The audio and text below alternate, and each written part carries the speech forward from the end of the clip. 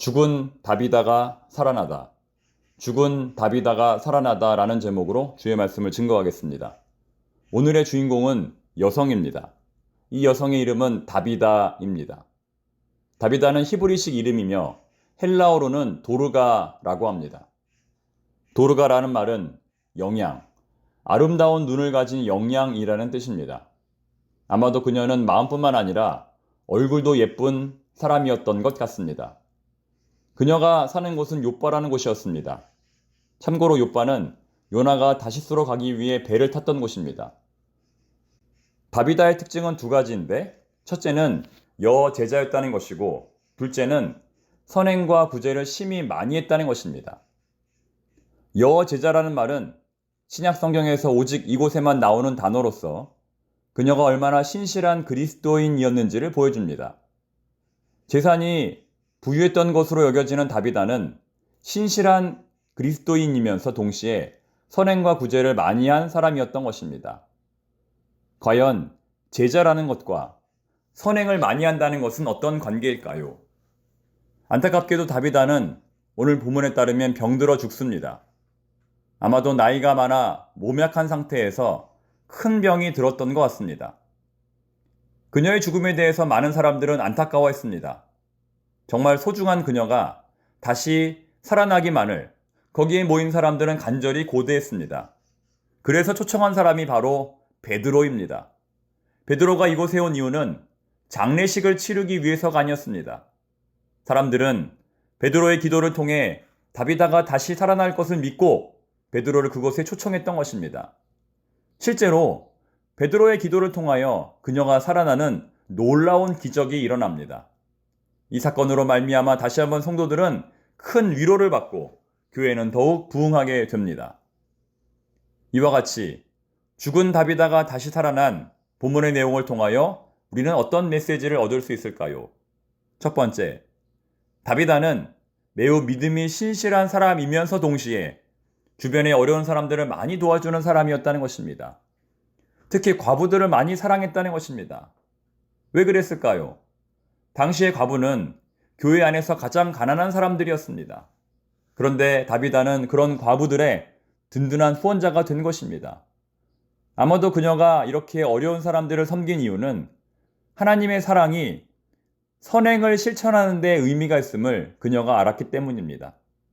행하는 믿음이 진짜 믿음임을 그녀가 알았기 때문입니다. 즉, 그녀는 믿음과 선행을 동일시했던 것입니다. 두 번째, 그녀가 죽은 다음에 그녀는 어떤 평가를 받았을까요? 39절 말씀입니다.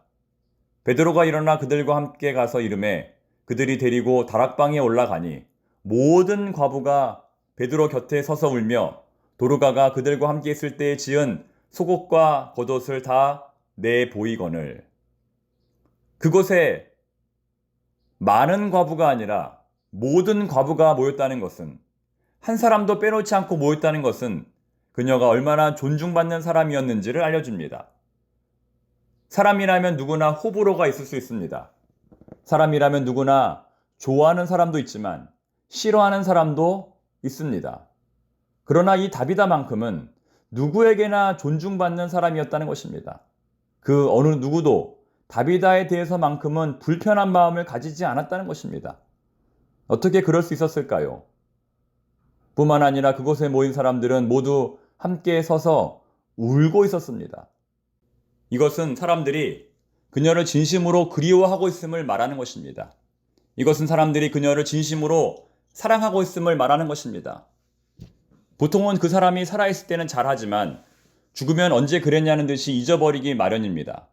그러나 사람들은 그녀가 생전에 지은 속옷과 겉옷, 그녀가 생전에 만든 여러 가지 유품을 보면서 그녀에 대한 그리움과 사랑을 잊으려 하지 않았습니다.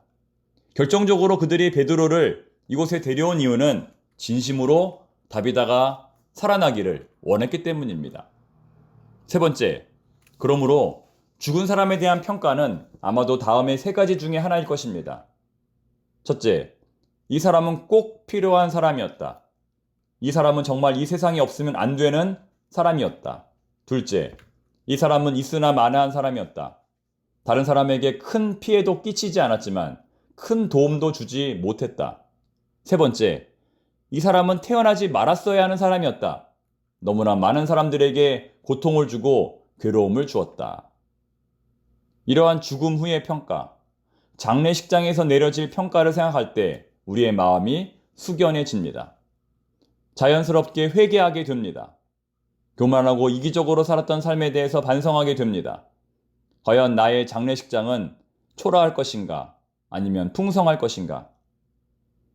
조금만 더 욕심을 버릴 걸, 조금만 더 사랑할 걸, 조금만 더 다른 사람을 이해할 걸 하는 후회를 해보게 됩니다. 우리 모두 장차 있을 나의 장례식장을 떠올려 보면서 오늘 내가 어떻게 살아야 할지 한 번 더 생각해 볼 수 있기를 바랍니다. 하나님 아버지 앞에서 정결하고 더러움이 없는 경건은 곧 고아와 과부를 그 환난 중에 돌보고 또 자기를 지켜 세속에 물들지 아니하는 그것이니라. 야고보서 1장 27절. 오늘 다비다 입장에서 볼 때 참된 경건은 무엇일까요? 다비다는 본문의 말씀을 통하여 우리에게 이러한 교훈을 전하고 있습니다. 참된 경건은 선행이다. 참된 경건은 구제이다. 그렇습니다. 경건은 추상적인 것이 아니라 구체적인 것입니다. 경건은 말로만 하는 것이 아니라 실제적인 도움을 주는 것입니다. 더 구체적으로 말하면 경건은 돈으로, 무엇으로?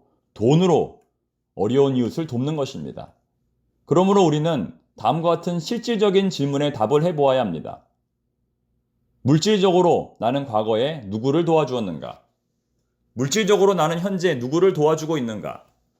물질적으로 내가 앞으로 도와주어야 할 사람은 누구인가? 이번 가을에 우리 청포동 교회는 전도 잔치를 할 것입니다. 우리 청포동 교회 성도들 중에 잃어버린 100명의 영혼을 찾아 우리는 기도하면서 전도할 것입니다. 전도가 이루어지려면 무엇보다 수백 번, 수천 번의 선행이 필요합니다. 오늘 본문의 도르가는 몇 번의 선행을 했을까요? 횟수로 따졌을 때 몇 번이나 선행을 했을까요? 정말 셀 수도 없을 만큼 많은 선행과 구제 활동을 했을 것입니다. 그래서 본문은 그것을 심히 많더라 라고 말씀하고 있습니다. 한 방울 한 방울의 낙숫물이 바위를 뚫습니다. 바위에 구멍이 뚫어지기까지 얼마나 많은 물이 떨어졌을까요? 우리는 지속성의 중요성을 알아야 합니다. 야구선수가 하루에 타격 훈련을 몇 번이나 할까요? 최소 200개, 최소 300개입니다. 아니, 최소 2000번, 최소 3000번입니다. 태권도 선수가 하루에 발차기를 몇 번이나 할까요? 최소 2000번, 최소 3000번입니다. 그런데 많은 사람들은 한 번 하고 잘 안 된다고 포기합니다. 한 번 하고 어렵다고 포기합니다. 선행도 마찬가지입니다. 한두 번 선행을 베푼다고 전도가 되지 않습니다.